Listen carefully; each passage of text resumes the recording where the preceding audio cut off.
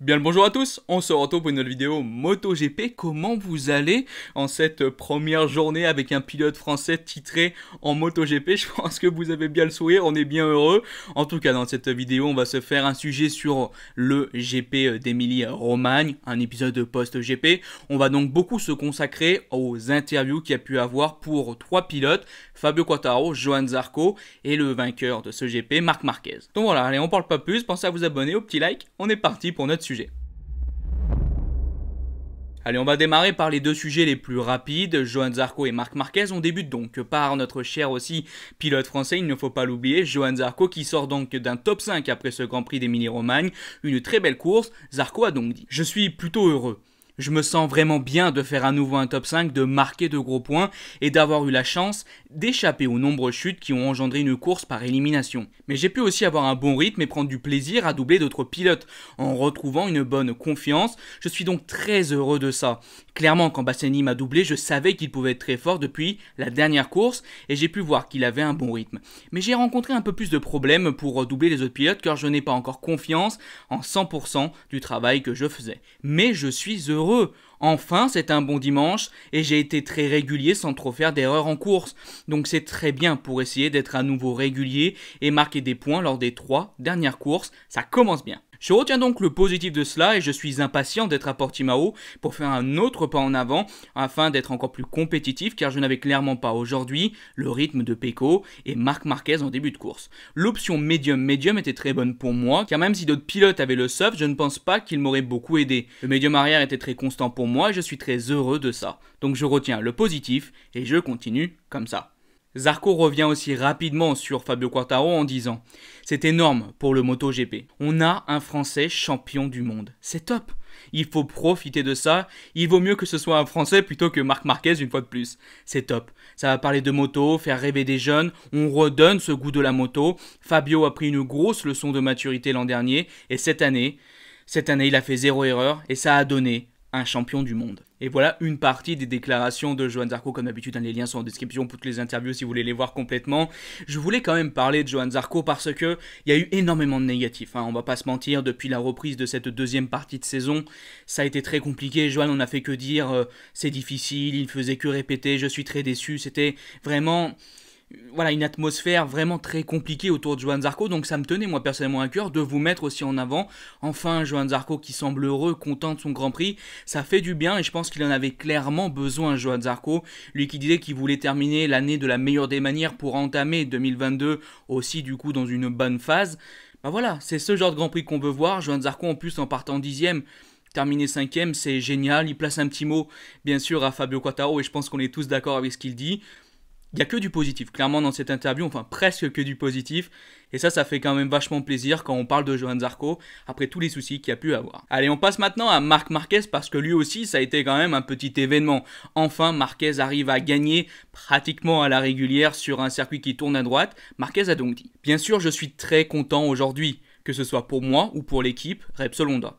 Nous avons réalisé le doublé et c'est très important. Mais le fait est que j'ai gagné sur un circuit tournant dans le sens horaire. Et ça représente un nouveau cap de franchi. » À ce sujet, j'avais d'ailleurs déclaré lors de la conférence de presse de jeudi que j'aimerais bien finir sur le podium, ici ou à Portimao. Au final, nous gagnons ici. Au terme d'une course très rapide et nous avons été capables de bien gérer la course, même si c'est vrai que Pecco était définitivement plus rapide que nous. Pour l'anecdote, il a chuté dans le tour où j'avais commencé à lâcher l'affaire. Mais c'est quelque chose qui peut arriver en course. Nous avons été en mesure d'attaquer, d'être rapide et compétitif.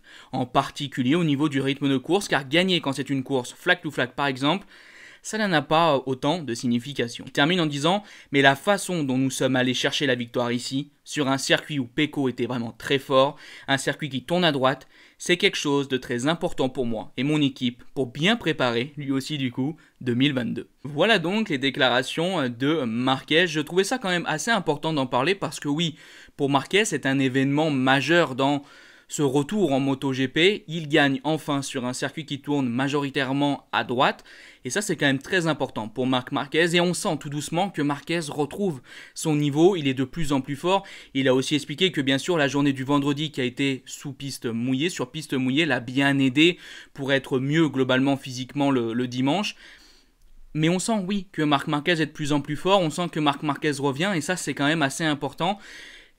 Voilà, il faut se concentrer sur le moment actuel, profiter de ces moments de bonheur, d'avoir un pilote français champion du monde.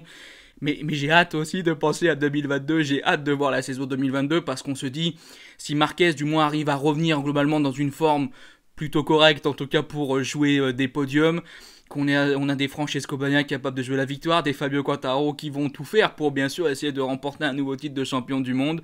Et puis j'en oublie, il y en a bien sûr beaucoup d'autres, des Rory Martin et plein d'autres.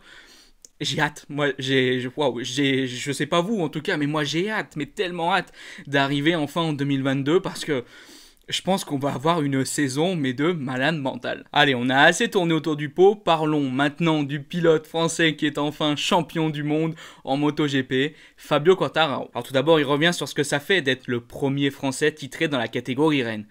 Il dit « Je ne peux toujours pas y croire. Je n'ai toujours pas quitté ma combinaison alors que ça fait 2 heures que la course est finie.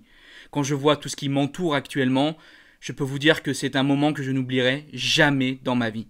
Je suis encore sur mon petit nuage et j'aurais difficilement pu imaginer être titré si jeune. Ce titre, c'est vraiment un rêve qui se réalise et nous devons en profiter un maximum. Je suis bien sûr très content d'être champion du monde aujourd'hui, mais ce n'est sans doute pas lié à la chute de Pecco, ce sont vraiment deux choses totalement différentes.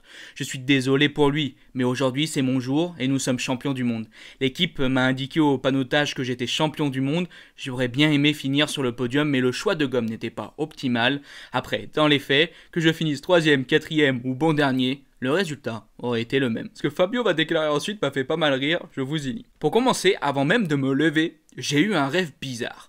Je pensais qu'il était en train de pleuvoir, mais ensuite je me suis réveillé et j'ai constaté que c'était sec, et j'ai donc pu me recoucher tranquillement. Inconsciemment, je devais avoir à l'esprit que quelque chose d'extraordinaire pouvait se produire aujourd'hui, mais honnêtement je ne pensais pas que le titre surviendrait dès ce dimanche. La seule façon de viser le titre aujourd'hui était de miser sur une erreur de Pecco, mais pour le moment je ne réalise pas, je n'arrive même pas à assimiler le terme de champion du monde dans mon cerveau. On lui pose évidemment cette question, vises-tu un autre titre de champion du monde l'année prochaine? Il répond, bah bien sûr. Mon plus grand rêve était d'être champion du monde et aujourd'hui je le suis. Et je ne peux pas m'arrêter là car il faut toujours avoir quelque chose à accomplir. Mon nouveau rêve est de remporter un autre titre. Et si c'est le cas, alors j'en viserai un 3e.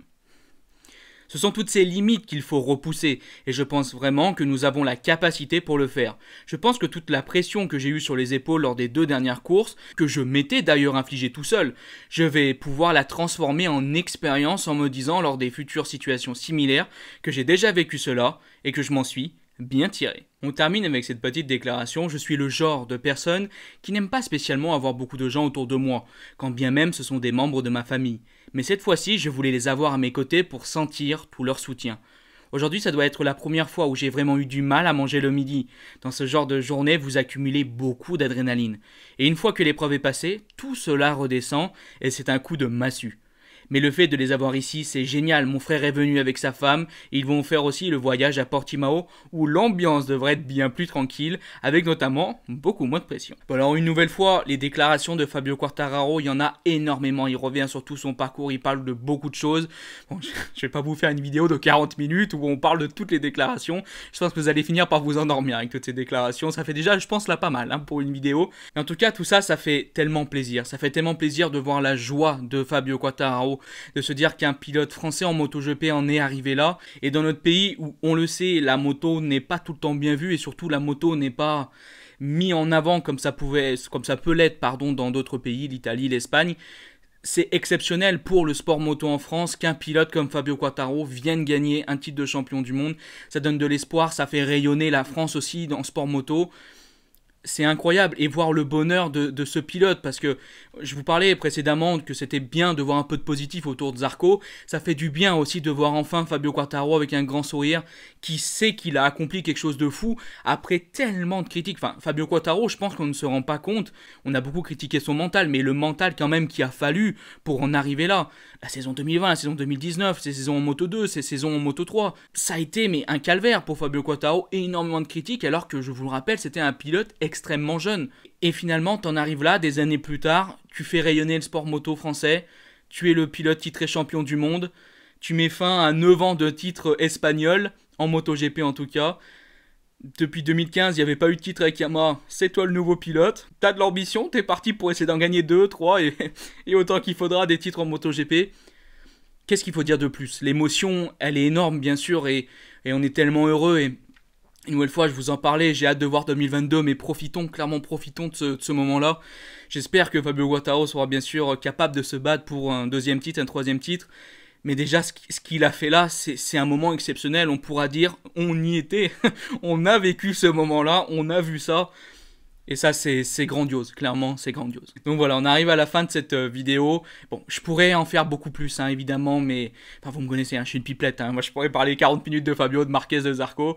Mais j'essaie quand même d'avoir une certaine structure hein, pour les vidéos, pour aller à l'essentiel et que ce soit pas non plus un contenu trop long et trop répétitif. Donc j'espère en tout cas que cette formule-là vous a plu. J'espère en tout cas que cette vidéo vous a plu. Et si elle vous a plu, n'hésitez pas à la liker, partager, commenter. Je dis bye bye les potes. Ciao!